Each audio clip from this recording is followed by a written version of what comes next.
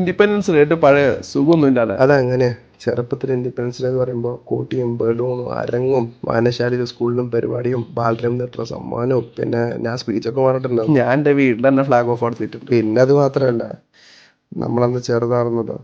ഇപ്പം ആലോചിക്കുമ്പോൾ ശരിക്കും നമുക്ക് ബ്രിട്ടീഷുകാരുടെ കയ്യിൽ നിന്ന് മാത്രമേ സ്വാതന്ത്ര്യം കിട്ടിയിട്ടുള്ളൂ. നീ എന്താ ഉദ്ദേശിച്ചേ? അതായത് വ്യക്തിപരമായിട്ട് എല്ലാവർക്കും സ്വാതന്ത്ര്യം കിട്ടിയിട്ടുണ്ടോ? ഒന്ന് ആലോചിച്ച് നോക്ക്.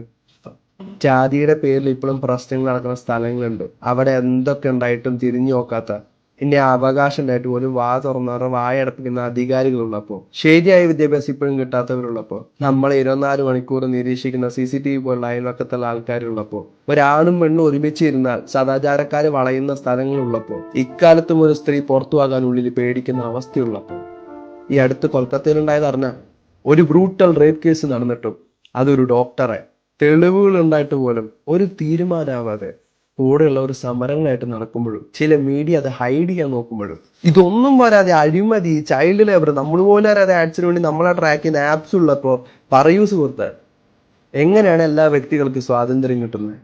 നമ്മളൊക്കെ സ്വതന്ത്ര ഇന്ത്യയിലാണ് ജീവിക്കണമെങ്കിലും സ്വാതന്ത്ര്യത്തിനായുള്ള പോരാട്ടം ഇപ്പോഴും തുടർന്നുകൊണ്ടിരിക്കുക.